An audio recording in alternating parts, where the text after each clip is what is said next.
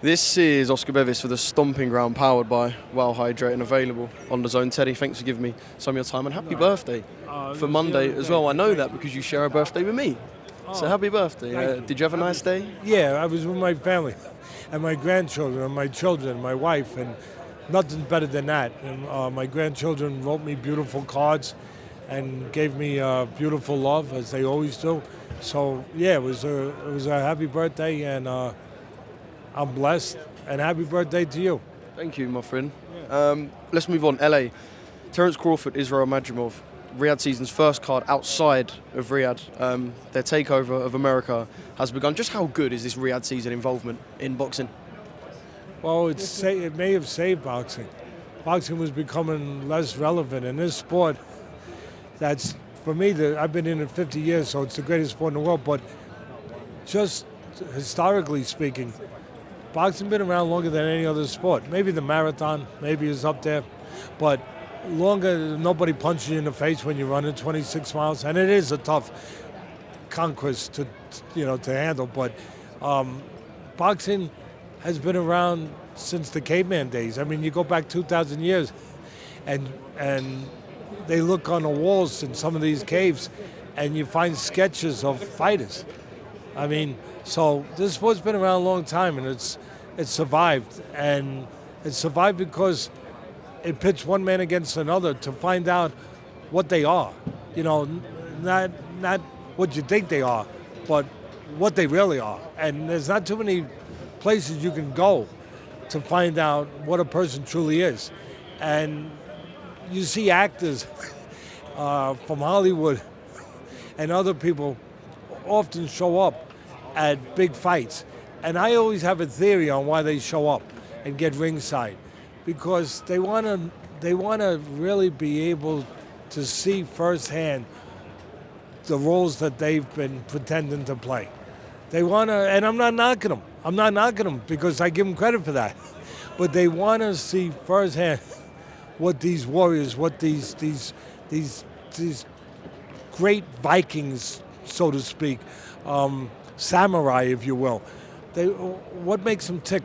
They want to be close to it. They want to see it firsthand and get up and feel it and almost be able to taste it, and hope that maybe some of it rubs off on them.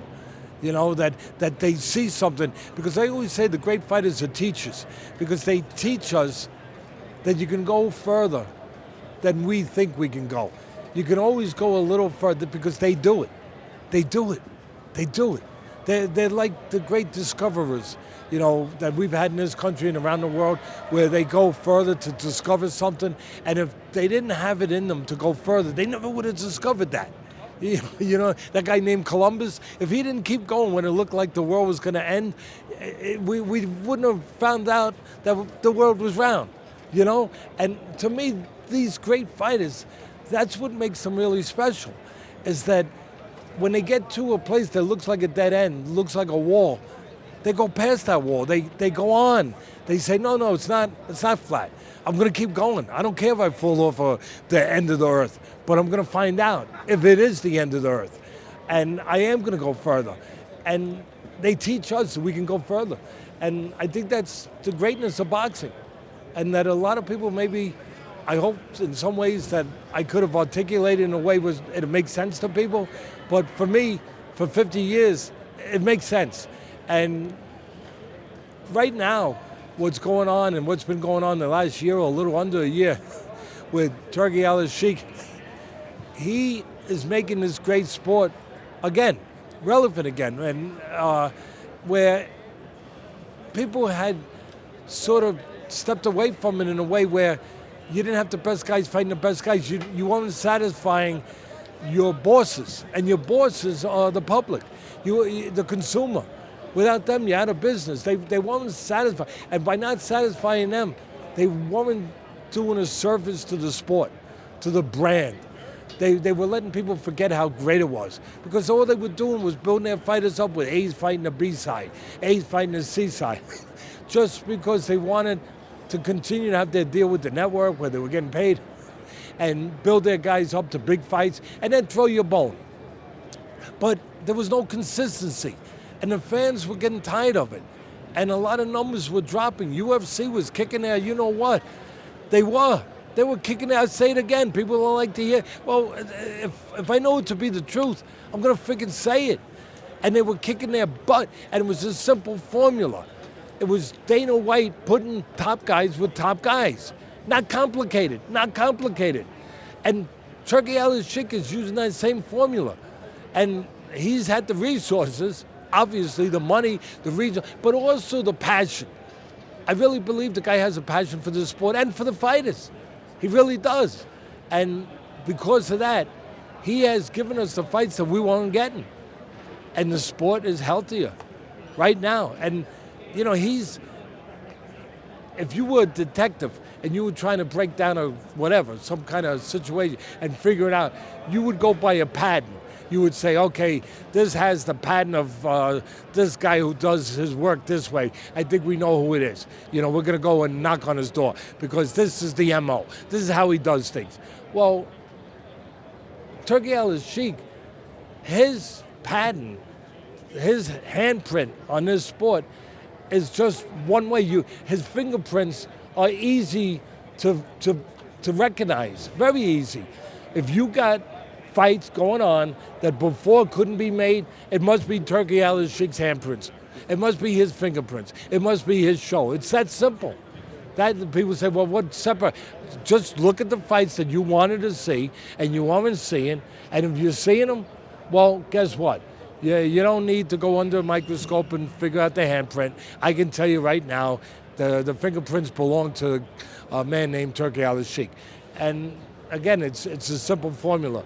I don't know how long it's going to keep up, but I do believe he has a passion to want it. And I think he's doing things that we don't even hear about. I think he's starting to build an infrastructure underneath to build something where it can continue, where it's not just for a year or 2 years, where it can maintain itself. 100%. This does have, like you said, Turkey Al-Sheikh's fingerprints all over it, top to bottom. A brilliant card at the top, Terence Crawford, Israil Madrimov. Just how good is Terence Crawford? Are we looking at someone that will go down as not just a generational great, but an all-time great? He's definitely, you always have to have the dance partners. You know, Ali is one of the greats, and because he had Joe Frazier to prove that with. He still has to continue to have fighters to prove that with. But he's proved it so far with everyone that's been around. Terence Crawford is one of those special, talented fighters. One of those fighters that I would put into any era. And I've said it before that my eras that I favor was the 20s to 30s to 40s. Teddy, you don't look that old. You know, wow, you really don't. You must have found something. You don't look a day over 30. Yeah, you must have found something to take, that you're not all dust and blown away right now as you speak of those eras. But no, I saw tape. I saw tape of what was available because of Jim Jacobs and Customato and Bill Caton sending it up to Catskill where I was training fighters for 8 years. So I got the privilege of seeing that era, those fighters. And some of them had 300 fights, 200 fights, pro fights. And some of them fought 35, 39, like Henry Armstrong, 39, 40 times a year, and fought all different weight classes. And you're never going to have an era like that, never. I mean, where there's pro fighters with 200, fights, and guys that had 100 knockouts. I mean, Archie Moore had like 140 knockouts. Henry Armstrong had like 110. So Sugar Ray Robinson had over 100. You're never going to have that era again. And I cherish that. I'm very protective of that era, of how great those are, because the people of today don't know the history. They know baseball history, they know football history, but they don't know boxing history that far back. It's just not as available. And so I try to make sure I give them their due. How special they were. And again, there'll never be another era. It can't be that you can fight that many fights. And they all fought the best fighters in the world.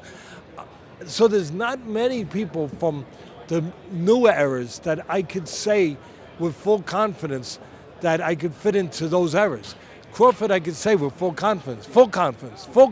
And Sugar Ray Robinson, I could say. And Roberto Duran, I could say. There's a few guys that I can say it, but Crawford is one of those few guys.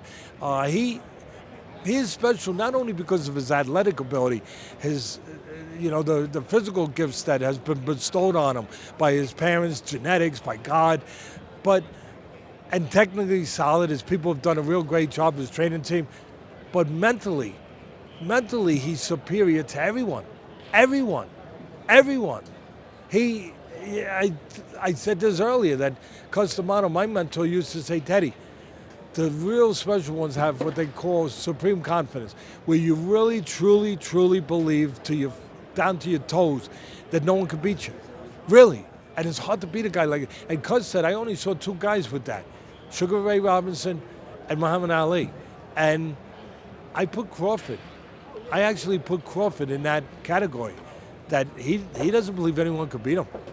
And